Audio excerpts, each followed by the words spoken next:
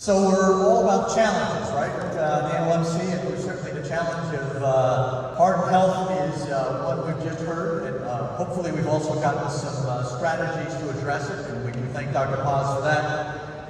The gag clause and compliance to it is another challenge, certainly, especially for self-funded employers, with a lot of action in that area, or activity in that area in the last year, and likely some going forward. We have two speakers that will lend their insights and expertise in this regard. Quarum, Chief Operating Officer of WellRithms, and Travis Smith, President of Health and Welfare for Foster. Both of them are going to help us really wrestle with gag clause compliance, impact on self-funded plans, and in particular, I think we're looking at really not only understanding what the challenges are, but any tools or strategies really that the funds themselves can do with a focus on cost containment, most especially. So we look forward to your collective insights, both of you. Welcome to the program, and join me in welcoming them to the stage. Thank you. You're welcome to use that podium or these two seats, or to travel about the stage as you will. Will do. Thank you so much. It's great to be here with you in South Florida. Really excited about presenting with Anna Quarum. We're actually missing one of the other folks that was going to present with us due to some travel challenges, but I think we will cover the materials and are excited to be here. So thanks for having us. Really, what we wanted to talk about today was mastering gag clause compliance and how we can use that to assist us in managing overall healthcare costs.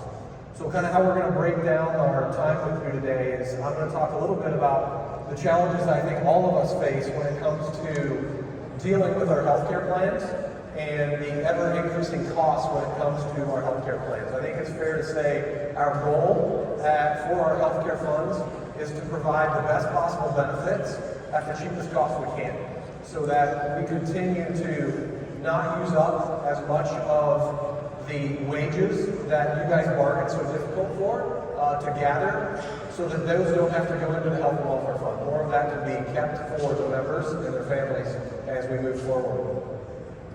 So the challenge, what is the challenge we face as healthcare plans? And I think I'm going to start with kind of asking a question. $5 trillion, can anybody tell me what $5 trillion represents?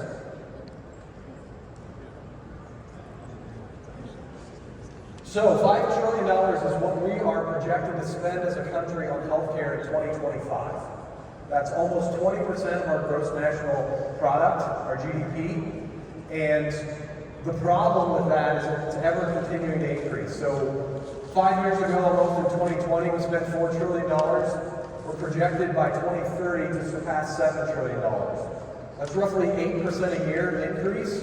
And all of the health funds that I work with, 8% a year is unsustainable when it comes to those increases in healthcare costs. And so one of the things we want to talk about today is how can we manage that future trend? How can we reduce our costs associated with our healthcare plans? Well, first and foremost, the other stat that I find fascinating, along with we spend $5 trillion, we're going to spend $5 trillion on healthcare, is the quality of our healthcare is not good. When we compare ourselves as a country to other developed nations around the globe, we never rank in the top 10 when it comes to quality of our healthcare. So we're spending more than everyone else, and we're getting less than everyone else.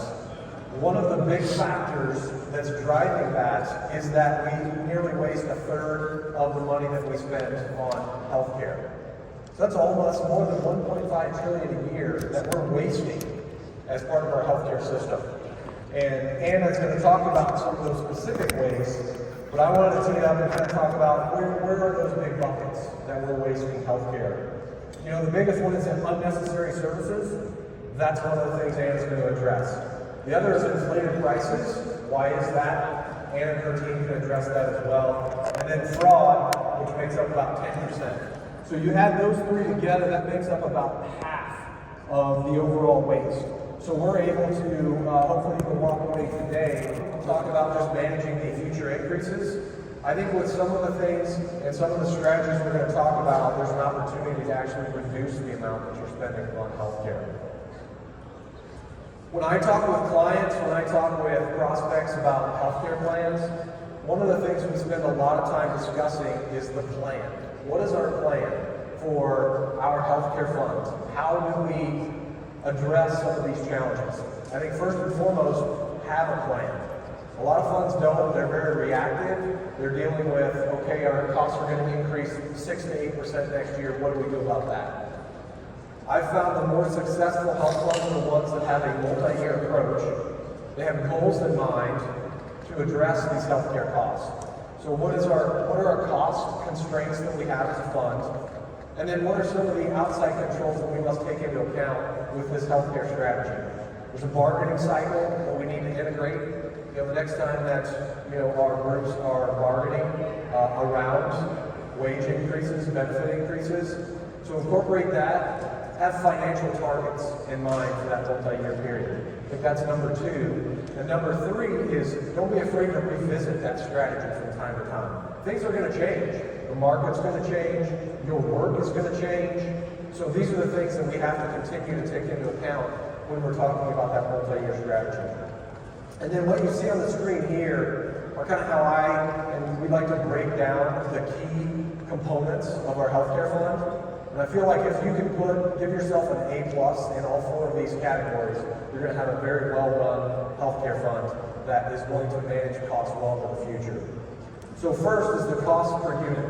So do you have the best price for the units of healthcare? Specifically, do you have an arrangement with your PBM where you're getting the best possible price on the prescriptions that your members are using? Is the medical network the right network for you in providing you with the best cost, the best discounts, the best management of those costs, for your members?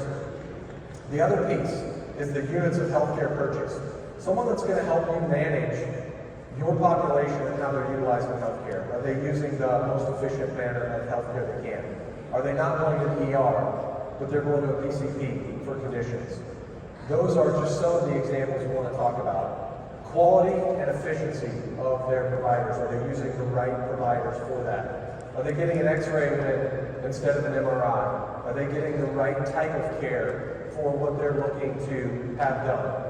Are they visiting the highest quality doctor or hospital that they can when they're seeking out health care?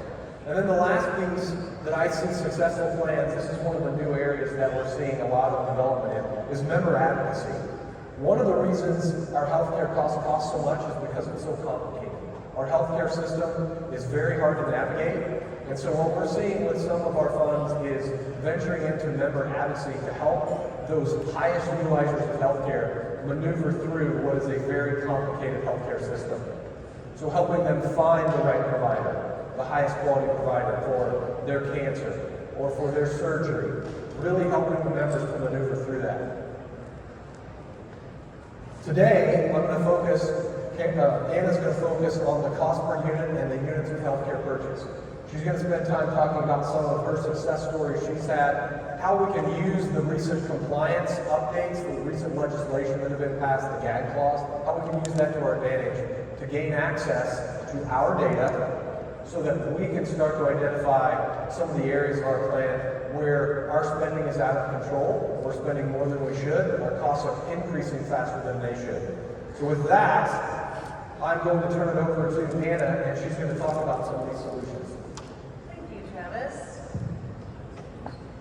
And we are very sad today that Julie cannot be with us. Julie is an attorney with Berger Montague in Washington, D.C., and she is probably one of the most brilliant women in America, certainly as a litigator on the plaintiff side for unions and individuals. I would like to address one of her slides that she has because it really is so powerful as it lays the foundation for you all as trustees, as you are managing the funds, as that you are responsible. I have never been on a union trustee board, but I have served as a trustee for other boards, and so this duty that trustees have is worth taking a moment and reflecting. We know that as a trustee, you have a duty of loyalty, and that is to act solely in the best interest of the beneficiaries. It's really a sobering thought if you think about it. I think it's your duty.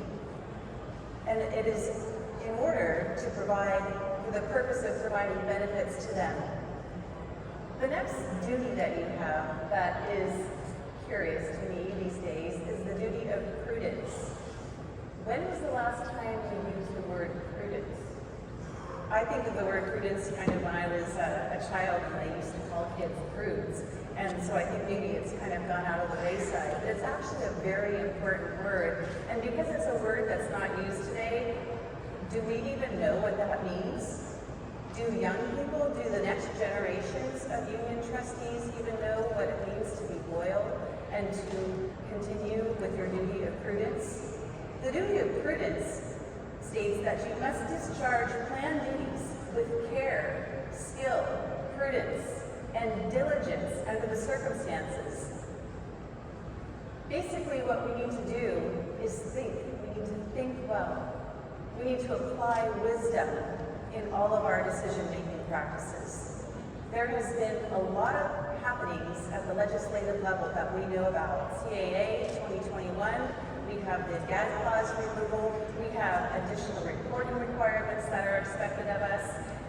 There is a lot going on. There's litigation out there that is highlighting this need to reflect on your duty of loyalty and prudence. What is the right thing to do when there maybe isn't good direction? How are you putting together proactive compliance for your trust? Thinking about these things. The fact of the matter is there's a lot of exposure out there right now. There's risk exposure that I think everybody in this room is not aware of, and you can't address it all at one time. But you can start today by thinking about proactive compliance. When your trust gets together, begin having conversations about these gaps that are out there, document them, so at least you are beginning to think with your team, so that you might serve as a trustee, the highest level and honor that our country even states. I have to skip through a lot of these slides because Julie's not here, and I cannot even begin to pretend that I can walk in her shoes.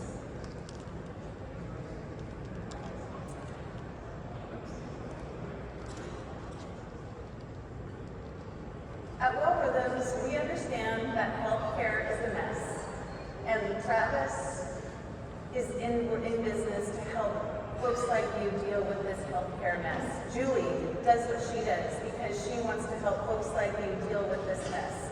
At WellRithms, we deal with the mess of healthcares, and we help folks like you with your mess, with your messy claims. We help clean your claims so that you are paying only reasonable costs for your plan.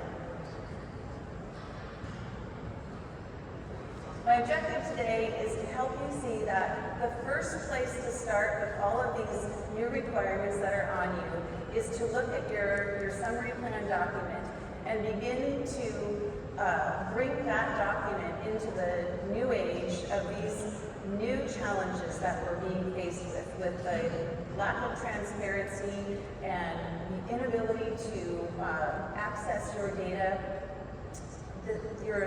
That's your foundation right there. I always like to say it's the Bible. It's the Bible. And if you don't have strong language in there, that's to your deficit. And there are ways that you can add language that we're going to talk about. So the gag clause attestation requirements happened on December 31st, and people have been asking, how's it going? Now that we have access to our data, how is that going? Is everybody getting their data? And the truth of the matter is, it's not going as great as it should be. We're working with plenty of clients around the country, and here are some recent issues that we've come across. We had a group that was asking their ASO to hold claims at $75,000 so that the plan could take a look at them, and they just said no. They said, nope, we're not going to let you do that. We can't do that. We can't can't stop the process. Another group we're dealing with wanted to have their claims reviewed, and their ASO said that that was a redundant service, that it's already being done, and yet when we pulled a claim, we were able to find some things that they should have had a conversation with. Another one of our clients, following our itemized bill review that I'm going to show you in just a minute, after we pointed out some errors, their ASO came back and said, oh, we now offer that to, we've been offering the service to our fully funded clients for years now, and now we're making that available to our union clients, which is great, but what's been going on for the past many years? Why has that service not been available to the self-funded and the union crowd? One of our employer groups, we wanted to do an audit for them as well, and they quickly came back with what you see there, the claims audit in their service clause that talked about the plan sponsor may conduct an audit of random stratified sample not to exceed 250 claims, and it can only be done once a year, not to exceed twice a year. So there's all these conditions. That is an example of a gag clause. There are many gag clauses in there limiting what you can see, how many times you can do it, the vendor of your choice. Those are all terms in your contracts that should not be there by law. Yeah, and I would just add to that, what we're seeing with our clients, with a lot of the vendors around the gag clause, is, one of the strategies we like to do is trust and verify. I think what we're hearing from them is just trust us, right? Just trust us. We don't have gag clause in our contracts, but we're not going to attest to that, but, trust us. And so that's the challenging part, is getting to that trust and verify piece. Just and verify. I'm not going to pretend it's not easy right now. Everybody that we're trying to work with is having great difficulty getting their data. So we have an uphill climb, but the law of the land is on our side. And when I see this group of people, especially, I think of unions as the folks that have paved the way for change in our country. The whole labor industry has changed because of your efforts. You are a very, very powerful, influential group of people that are going to have to, you're our frontline warriors to ensure that these new laws are being upheld. So one of the things that we do at WellRithms is we take a look at itemized bills. And it's very important to understand the importance of the itemized bill, because that's where there's all the lack of transparency is found in this place. And the ultimate purpose of this is to ensure that you only pay for reasonable costs. This is a bill that we just saw. It's kind of hot off the press for us. It is it's a Blue Cross and the Blue Card. This is a very unfortunate case. A young person was hit by a car, and you can see that it was a very expensive claim, over $2 million. And the discount that was applied was a 70% discount, which sounds really great. I mean, 70%, that's pretty good, off of the bill charges. Now, what you see there, that form is called the UBO form, which is a uniform bill. It's a standardized bill. It's the same bill that if you want to submit something to the Medicare, if there's any errors on that, that would be called fraud and abuse, and you might go to jail. But it's also for this crowd, it's the UBO4, exact same claim, and you do not know what is on that. You do not know anything about the claim on that form right there, but you do know the total, and that's what you pay off, is that form right there. So the discount brought that claim down to $629,000. So what's the issue here? As I said, that on that UBO form, that is a summary of the charges that occurred. It's a summary of the procedures that were applied. It's a summary of the problem that happened. And it's identified by these numbers called revenue codes. And you can see there's revenue code 272, sterile supplies, 278, supplies and implants, $370, anesthesia. So those are all the description of the services and practices that went into the bill. And it's a summary of those events. So what's the issue here? Well, if you look at the charge revenue code number 272, you see that it's $44,000. But what is that? What really happened there? The revenue codes do not show the charges for the specific items, like the drugs, the procedures, the supplies. And there are certain supplies and services that commercial payers never pay for. There are revenue codes on that UB that are there for financial purposes only. They're never intended to be paid, but they go through the system and they are adjudicated. So you will end up paying 70% off of something that was never intended to be paid for in the first place. Unfortunately, the network ASOs frequently use those total charges in the bill to calculate their reimbursement, and then again, you pay for that, you pay the discount off of that. We assume that our administrators are helping us by reviewing the bill, but it's a very arduous task to review an itemized bill, and a lot of times they'll say they just don't have the resources to do that. The only way to know that you are paying for what you should pay for is to review that itemized bill. So it is appropriate, as far as the gag clause, attestation, and now that you have access to any of those documents, you can request those and have a third party look at that. The itemized bill is actually where you're going to find the correct costs or the correct charges of what's gone on.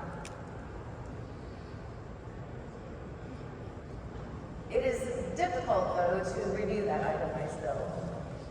I'm going to have to scoot along here. You will notice that in some of these line items that have been highlighted, everything is put on the itemized bill, and even though it is on there, it actually doesn't mean that it should have been charged for. Again, it's just a summary. Health plans have reimbursement policies that state that they don't cover certain charges. On this particular bill, you can see that oxygen was charged many times, and it totaled $22,000 of that bill. That is something that's included in a facility's capital costs. So they got a 70% discount off of $22,000 that they never should have paid in the first place. Another example of this is in certain implants and certain supplies that again are covered in the global surgery package, and they should not be paid either, but because they're itemized out and shoved into that revenue code at UG, you pay for things that shouldn't be paid for. So when we reviewed this bill, going back, the original bill was $2.1 million. The discount was at $629,000 with that 70% discount. When we reviewed the itemized bill, we were able to knock off $100,000 more in charges that should never ever be paid for. And so I asked this group, is it wise and prudent to pay an extra $100,000 for waste? Is that something that we would consider a reasonable cost, is to pay for $100,000 in waste? That's the question that you have to answer as a fiduciary. So where do we go from here? We've got your fiduciary duty. As I started this talk out, the first place you can start is with your summary plan document to ensure that you have definitions in there that state to who's ever adjudicating your claims that you don't pay for certain things. You pay a clean claim, a claim that is without defect or impropriety. You allow for medical billing review. You don't pay for errors. You don't pay for excess charges. You are allowed medically unlikely edits to occur. You also consider that perhaps when you go out of network, you have language in there that talks about a usual, customary, and reasonable payment methodology.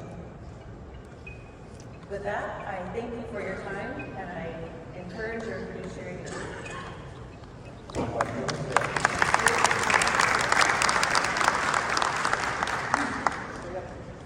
on a second. Put myself back down here. Covered a lot of elements, especially the gag clause in particular. I think the devil in the details, in large part, on your conversation there. Certainly challenges for all of us, in terms of fulfilling the fiduciary responsibility in its widest sense. Questions or comments on this? The gag clause in particular being something that, was something likely many of you are wrestling with and trying to find the nuances around it. Raise a hand if you've got a question on this. If I could ask the two of you, especially maybe while we get some questions, actionable elements that individuals could take back in terms of just key bullet points when they have their next board meeting. What would you would look at for the trustees themselves, or what they need to communicate to their TPAs and the like? What would you suggest are really the key points to walk away with that way? Yeah, I think practically speaking, I think one of the things is review your SPD, make sure you have the right language in there so that you can use that language to gain access to the data that's your data, and you can use that data to identify areas to reduce costs. I think that's probably the initial thing I took out of what Anna had said, was really that review of the SPD to make sure you're not paying for unnecessary services, you're not overpaying for certain things. That gives you the team to then go after your vendor partners to help you make sure that's not taking place. Would you add anything onto that? I would say that going back to this idea of getting our data, we're not going to get it all on our first ask. We need to continue to ask for our data, and I even suggest that you ask for one bill at a time. Look at what was your highest claim last month, and ask for the information around that, and at the meeting, talk about that. What happened there? Is there some way we can have somebody else look at that to help us understand? There's a saying at our office that says, unnecessary complications are the tools of scoundrels. To Travis's point, healthcare is really complicated, and it doesn't have to be. And there are helpers out there like Travis at Foster & Foster and Julie that are helping bring transparency and clarity to this very messy world called healthcare. And I'm going to lean on any questions online that have been shared on this. Any feedback? There being none. Thank you so much. Really sincerely appreciate it. Thank you. There we go. Thank you very much. Thank you. Thank you. I'll pop this over. With your vendor partners, your medical network, your prescription drug vendor, all of those in addressing some of these areas.